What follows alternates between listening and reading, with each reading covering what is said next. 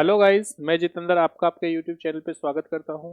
जैसा कि आज हमारी पहली क्लास जियोग्राफी की है और जियोग्राफी को बिल्कुल हम लोग जीरो से लेके अपर तक पढ़ेंगे। चाहे बच्चा किसी का आर्मी से रिलेटेड हो, एसएससी जीडी का बच्चा हो या फिर एसएससी की तैयारी कर रहा है, जिस भी एग्जाम के अंदर जियोग्राफी आती है तो हमारी जो जियोग्राफी का जो लेवल रहेगा वो बिल्कुल जीरो से लेके अपर लेवल रहेगा। तो वीडियो को एक बार शेयर कर दीजिए क्योंकि आज जो हमारी क्लास है वो बिल्कुल फर्स्ट है। तो भाई ज़्यादा से ज़्यादा वीडियो को शेयर कर दीजिए और चलिए जो आज का टॉपिक है उसे प्रारंभ करते हैं, शुरू करते हैं। आज का जो टॉपिक है उस टॉपिक को हम लोग पढ़ेंगे सौर मंडल के बारे में।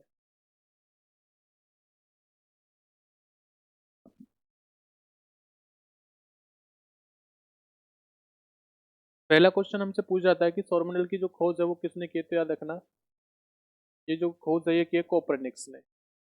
किसने की है? कोपरनिक्स ने। और हमसे दूसरा क्वेश्चन पूछ जाता है तो ग्रह के नियम की खोज है ये किसने की है, तो याद रखना ये की है केपलर ने। सौरमंडल की खोज किसने की थी? कोपरनिक्स ने की है। और ग्रह के नियम की खोज किसने की थी? केपलर ने की। अब जो केपलर ने खोज की थी उन्होंने कहा था कि जो सूर्य है, सूर्य के चारों तरफ जो है ग्रह जो हैं वो सभी के सभी सूर्य की परिक्रमा करते हैं। तो देखिए, पहले जो ग्रह की संख्या थी, पहले ग्रह की जो संख्या थी वो कितनी थी? 9। लेकिन जो वर्तमान समय में जो ग्रह की संख्या है वो कितनी है? 8। तो एक ग्रह जो है वो हटा दिया गया है और जिस ग्रह को क्या बोलते हैं, याद रखना, प्लेटो प्लूटो बोलते हैं। और ये ग्रह कब हटाया था? ये हटाया था 24 अगस्त 2006 में। 24 अगस्त 2006 को इसे ग्रह की श्रेणी से हटा दिया गया था। अब ये नहीं है कि ग्रह की श्रेणी से हटाया है तो ये अब हमारे ब्रह्मांड में ये ग्रह ही नहीं है, ये ग्रह आज भी है। लेकिन बात क्या है समझना इस चीज के लिए कि इसे हटाने का कारण क्या था। 2006 में एक बैठक हुई थी जिस बैठक के अंदर ये कहा गया था कि भाई ठीक है, जैसे कि जो ये प्लूटो ग्रह है जिसे हम लोग यम भी बोल देते हैं कि भाई यह इसे हम ग्रह नहीं मानेंगे या इसे हम लोग काउंट नहीं करेंगे। जैसे सपोज करना कि ये क्या है, सूर्य है और सभी ग्रह सूर्य की इस तरीके से परिक्रमा करते हैं।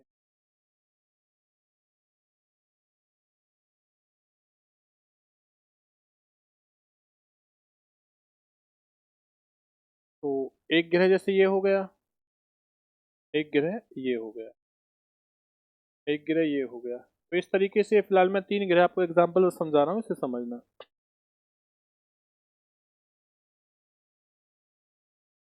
तो जो ये ग्रह हैं, ये ग्रह जो है याद रखना, जैसे सपोज कीजिए कि ये ग्रह हो गया प्लूटो, ये जो है ये हो गया शुक्र और ये जो ग्रह है ये हो गया मंगल। इस तरीके से ग्रह हैं। अब जो मंगल जो ग्रह है वो अपने ही अक्ष पे इस तरीके से घूमने लग रहा है, अपने ही अक्ष पे ओनली सिर्फ इस तरीके से। अब प्लूटो जो शुक्र है ये अपने अक्ष पे इस तरीके से घूमने लग रहा है। तो जब ये घूमने जो लग रहा है, अब प्लूटो जो है, प्लूटो जैसे ही अपने अक्ष पे घूम रहा है तो घूमता घूमता ये अभी कहाँ पहुंच गया? इस जगह पहुंच। तो कहने का जो है कि जो इस प्लूटो ग्रह है ये कहाँ पर जाके पहुंच गया है? ये जा पहुंचा है किस पर? शुक्र पर। अब जो ये शुक्र पर पहुंचा है, शुक्र की श्रेणी में यानी शुक्र की जो परिधि सीमा थी उसमें जा पहुंचा है और जाने के बाद में ये आगे चला और इसकी नीयत थोड़ी और भैया खराब हुई और ये कहाँ पहुंच गया भैया? ये पहुंच गया अपने अक्ष पर। जब ये अपने अक्ष पर पहुंचा, थोड़ा चला, चलने के बाद में भी ये पहुंच गया कहाँ पर? मंगल के अक्ष में। घूमा चला भैया, ये कहाँ पहुंच गया? अपने अक्ष में। यानी कि ये जो है वो सभी ग्रहों की श्रेणी या सभी ग्रहों की सीमाओं में इसी तरीके से प्रवेश करता था। जैसे कुछ व्यक्ति देखे हैं ना, अपने घर में क्या हो रहा है किसी को कोई मतलब नहीं है, वो दूसरों के घर में से ताका झाकी करेंगे, अच्छा भाई दूसरे घर में क्या चल रहा है, अपने घर की नहीं पता पड़ रही, दूसरे की घर की पड़ रही है। तो सेम कंडीशन किसके बारे में है? सेम कंडीशन है प्लूटो ग्रह के बारे में। ये भी क्या था? ये अपनी सीमा में ना घूमने के पश्चात ये क्या करता था? दूसरों की सीमाओं में एंट्री करता था, प्रवेश करता था, जिसकी वजह से क्या है, जो हमारे खगोलीय शास्त्री हैं इन्होंने इसके बारे में ऑब्जर्वेशन किया, इसके बारे में पढ़ा, इसके ऊपर थोड़ी निगाहें रखी, परीक्षण किया। तो इन्होंने देखा कि भाई इसकी तो कोई अपनी निश्चित ना तो सीमा है ना ही दिशा है। तो भैया एक काम करते हैं, हम लोग इसे ग्रह की श्रेणी से इसे हटा देते हैं। तो इसलिए 24 अगस्त 2006 में इसे ग्रह की श्रेणी से क्या कर दिया, हटा दिया गया। इसी के साथ में जितने भी ग्रह होते हैं वो सभी के सभी जो ग्रह हैं वो किसकी परिक्रमा करते हैं, वो सभी के सभी जो ग्रह हैं वो परिक्रमा करते हैं शुक्र सूर्य की। ये सन हो गया।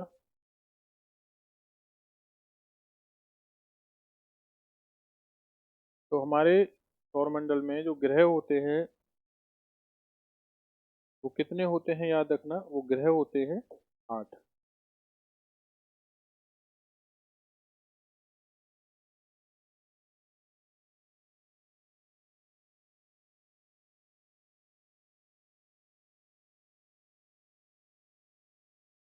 ये क्षुद्र ग्रह की एक पट्टी है।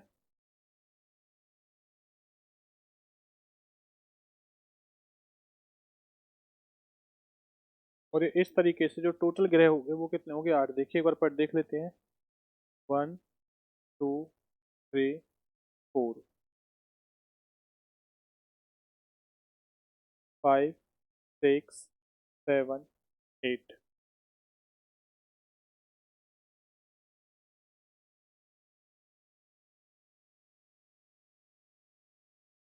एक ग्रह से ये हो चुका है,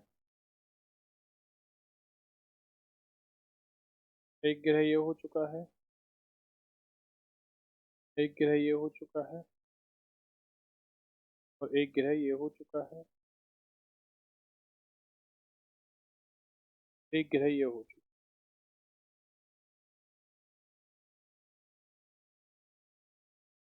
है, एक ग्रह ये हो चुका है। अगर भाई मज़ा आ रहा हो तो वीडियो को शेयर करते रहिए, क्योंकि इसी तरीके से हम लोग जो है ज्योग्राफी को कंप्लीट पढ़ेंगे, कंप्लीट कोर्स को करेंगे। एक ग्रह इस तरीके से है और एक ग्रह जो है वो इस तरीके।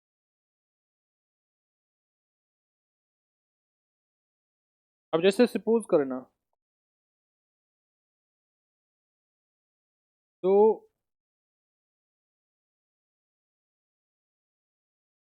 ये जो पहला है ये ग्रह है बुध।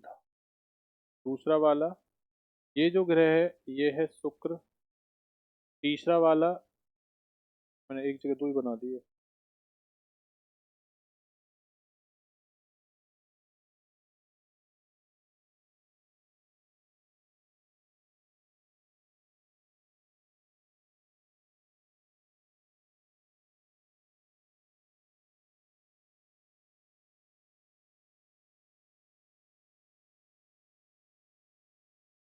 ये देखिए,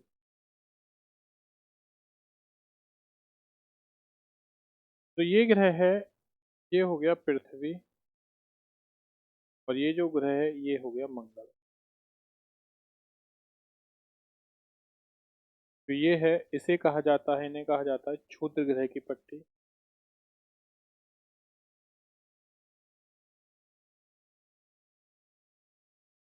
इसे कहा जाता है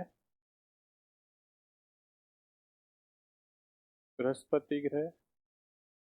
इसे कहा जाता है शनि ग्रह। इसे कहा जाता है वरुण ग्रह। और इसे कहा जाता है वरुण ग्रह।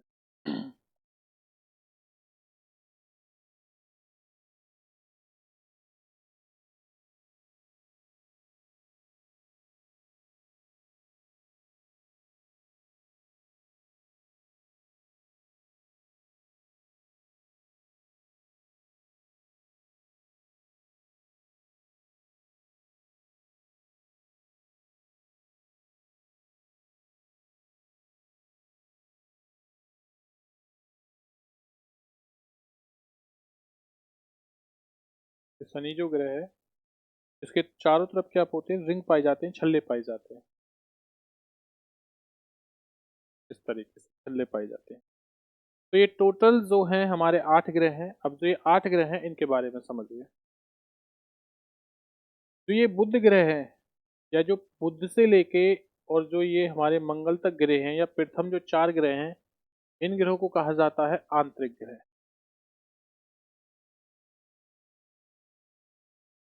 तो एग्जाम में हमसे पूछ जाता है कि आंतरिक ग्रह कितने होते हैं? 4। कौन कौन से होते हैं? बुध, शुक्र, पृथ्वी और मंगल।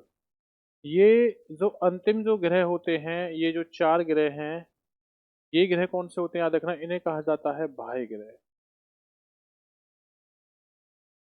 और इन बाह्य ग्रह को ही कहा जाता है गैस वाले ग्रह। और तो ये आंतरिक ग्रह होते हैं, इन्हीं ग्रह को कहा जाता है ठोस ग्रह। अगर हमसे ये पूछा जाए कि ठोस ग्रह कौन से हैं, तो याद रखना, ठोस ग्रह कौन से होते हैं हम लोगों के? आंतरिक ग्रहों को कहा जाता है ठोस ग्रह, और बाह्य ग्रह को क्या कहा जाता है? बाह्य ग्रह को कहा जाता है शुक्र गैस वाले ग्रह। अब एग्जाम में हमसे क्वेश्चन ये आया था कि क्षुद्र ग्रह की जो पट्टी है, वो पट्टी किन दो ग्रहों के बीच में होती है? तो याद रखना, देखो मैंने कहाँ पे बना रखी है, एक तो मंगल हो गया, एक तरफ तो मंगल है भाई, एक तरफ क्या है आपका? बृहस्पति। तो मंगल और बृहस्पति के बीच में जो पट्टी है वो कौन सी होती है? क्षुद्र ग्रह की पट्टी होती है। अब इसी के साथ देखिए, जो आंतरिक ग्रह होते हैं, इन्हीं को कहा जाता है पार्थिविक ग्रह। इन्हीं को क्या कहा जाता है? पार्थिविक ग्रह कहा जाता है। अब जो पार्थिविक ग्रह हैं या क्षुद्र ग्रह की जो पट्टी है, अब एक एक करके हम लोग इनके बारे में जानते हैं, इन ग्रहों के बारे में कि ग्रह किस तरीके से हैं, कैसे नहीं है, क्या इंग्लिश में नाम है, क्या नहीं है, क्योंकि एग्जाम में जो होता है वो इंग्लिश में भी हमसे नाम पूछा जाता है। तो देखिए, सबसे पहले जो ये सूर्य है, हम लोग किसके बारे में जानेंगे? सबसे पहले हम लोग पढ़ेंगे सूर्य के बारे में कि सूर्य है क्या। फिर एक एक करके ग्रहों के बारे में जानेंगे ग्रह क्या हैं। तो एक बार स्क्रीनशॉट ले लीजिए भैया आप लोग।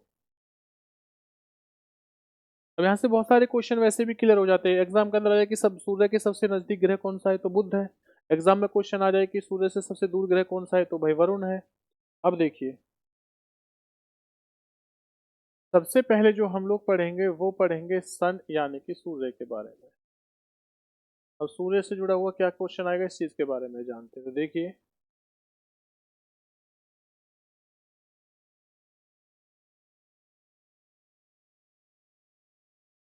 सौरमंडल का प्रधान कहा जाता है। अगर हमसे पे पूछा जाए कि सौरमंडल का प्रधान किसे कहा जाता है, तो याद रखना सूर्य को कहा जाता है। दूसरा क्वेश्चन क्या बनेगा? यह एक तारा है। अगर हमसे पूछा जाए कि सूर्य क्या है, तो याद रखना बच्चे, जो सूर्य है वो क्या है? एक तारा है। नेक्स्ट क्वेश्चन समझिए उसके बाद में। सूर्य को ऊर्जा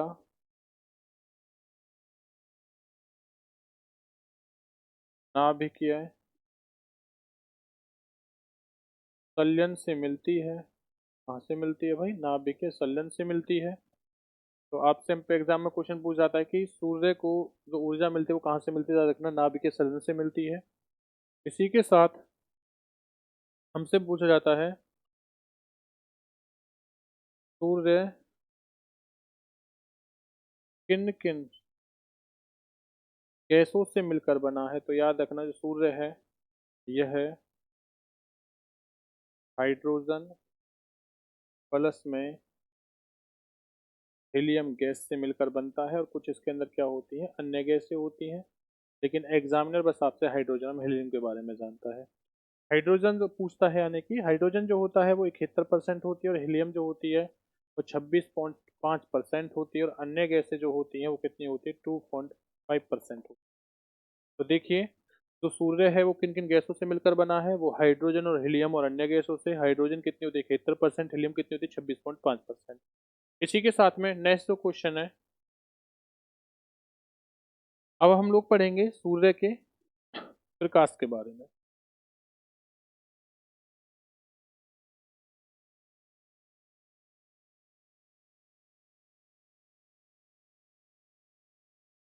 देखिए, पढ़ेंगे सूर्य के प्रकाश के बारे में। तो ये सूर्य हो गया। ये सूर्य का क्या होगा? केंद्र हो गया। इसी सूर्य में कुछ काले काले धब्बे हैं,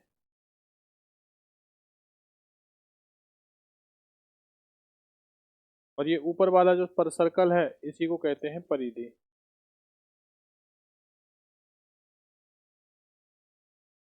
तो हमसे पूछा जाता है कि सूर्य के जो केंद्र से तापमान होता है वो कितना निकलता है, इसकी परिधि से जो तापमान होता है वो कितना निकलता है, इसके काले धब्बों से तापमान कितना निकलता है। तो देखिए, याद रखना, जो तापमान निकलता है वो हर जगह से सूर्य के चारों तरफ से, मैं ये कह सकता हूँ सूर्य में जो तापमान निकलता है वो हर जगह से उसका जो टेम्परेचर होता है वो अलग अलग होता है। एग्जाम जब भी क्वेश्चन फॉलो करता है तो वो केंद्र के बारे में कहता है, करोड़ के बारे में कहता है, याद रखना। सूर्य के जो केंद्र से प्रकाश निकलता है वो कितना निकलता है, 1.5 10⁻⁷ और अगर मैं मोटी सी बात करता हूँ तो क्या होता है, 15 मिलियन डिग्री सेल्सियस। परिधि से जो निकलता है वो कितना निकलता है, वो निकलता है 6000 डिग्री सेल्सियस। और काले धब्बों से कितना निकलता है, 1500 डिग्री सेल्सियस, याद रखना।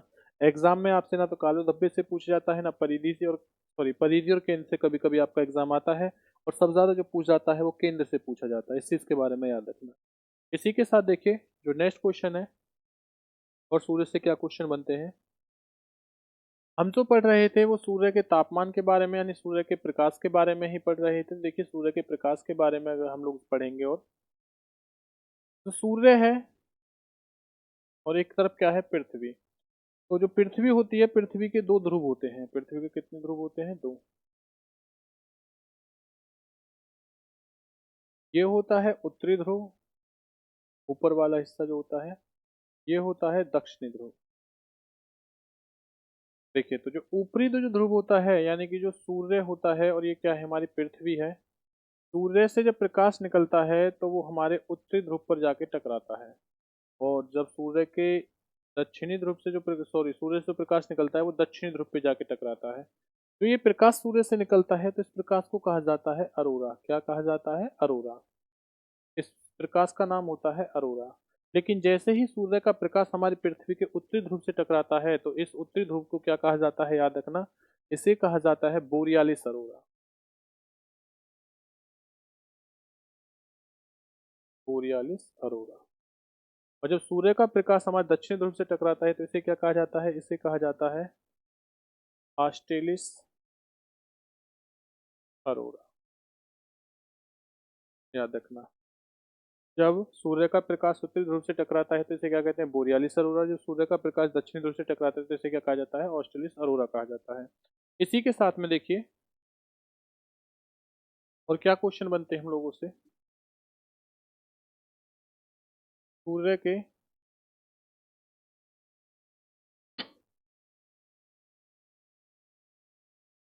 प्रकाश से ही, देखो अगर सूर्य के प्रकाश की मैं बात करता हूँ, और सूर्य ग्रहण के बारे में भी बात कर लेता हूँ इसी के साथ। सूर्य ग्रहण कब लगता है, तो देखिए जब सूर्य, तीन चीजें होती हैं हमारे पास, एक सूर्य होता है, एक चंद्रमा होता है और एक पृथ्वी होती है। जब सूर्य और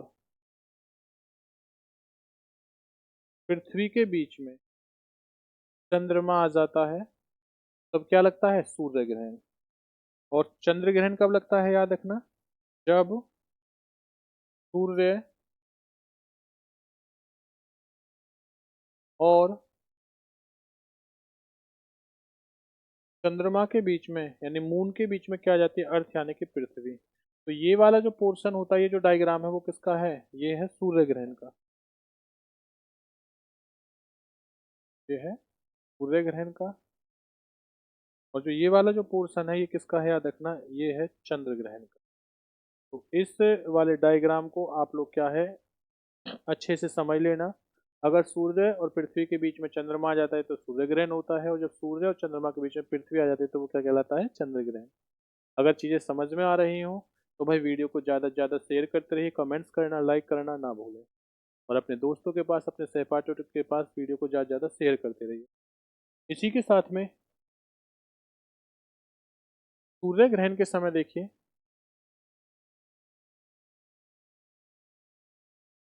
इसी के साथ में सूर्य ग्रहण के समय सूर्य से कुछ प्रकाश निकलता है, और जो प्रकाश होता है छल्ले टाइप में निकलता है।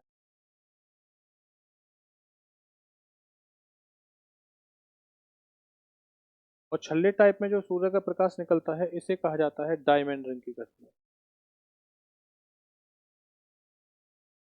डायमंड रिंग की घटना। अगर हमसे ये पूछा जाए कि डायमंड रिंग की जो घटना होती है वो कब घटित होती है, तो रखना सूर्य ग्रहण के समय होती है। और इसी से जो प्रकाश निकलता है इस सूर्य ग्रहण से ये कौन सा प्रकाश होता है? एक्स-रे किरणें कहते हैं। कौन सी किरणें होती हैं? एक्स-रे किरणें। और जो ये डायमंड रिंग की जो ये सूरज की जो सूर्य ग्रहण के समय सूर्य निकलता है पृथ्वी की तरफ आके गिरता है, तो ये किसे कहा क्या कहा जाता है? याद रखना, ये अर्थ है हमारी, तो इसको कहा जाता है क्रीट।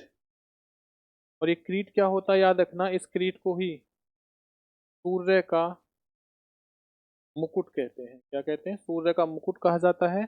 और इस क्रीट को ही कोरोना भी कहा जाता है। कोरोना ये 2020 वाला नहीं है, कभी सोचो 2020 वाला कोरोना।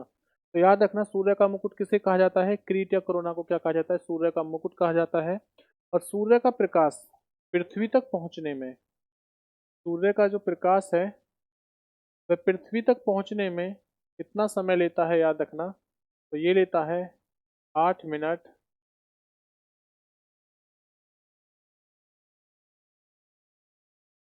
8 minute 20 second. किसी जगह आपको 8 मिनट 22 सेकेंड भी मिल सकता है, इस जगह आपको 8 मिनट 16 सेकेंड। दो तीन आंसर होते हैं, लेकिन जो एक फिक्स वैल्यू मानी गई है वो 8:20 है। अगर ऑप्शन में 8:20 नहीं है, इन दोनों में से कोई दिखता है तो आप उसे भी राइट कर सकते हो। या एक अगर मैं मोटी सी बात करूं तो याद रखना, 500 सेकेंड जो होता है वो क्या कहलाता है? याद रखना, 500 सेकेंड जो होता है सूर्य का प्रकाश पृथ्वी तक पहुंचने में, जब सेकंड की बात आएगी तो कितना समय लेता है? 500 सेकेंड। इसी के साथ में आगे बढ़ते हैं हम लोग। देखिए, जब सूर्य की परिक्रमा पृथ्वी करती है तो वो किस आकार में करती है? वो थोड़ी वर्लित आकार में करती है, जैसे अंडे की शेप होती है, इस तरीके से, इस तरीके से। तो किस आकार में करती है? वर्लित आकार में करती है। और याद रखना, जब वर्लित आकार में करती है तो पृथ्वी का कुछ समय ऐसा भी होता है जब पृथ्वी और सूर्य की अधिकतम दूरी होती है। तो ये क्या होती है? अधिकतम दूरी। और कुछ समय ऐसे भी आता है जब पृथ्वी और क्या होती है? सूर्य की न्यूनतम दूरी होती है। तो हम लोग जब क्रिकेट खेला होगा, या अगर हमें क्रिकेट पसंद हो आप लोगों को, और ये कौन सी होती है? औसत दूरी।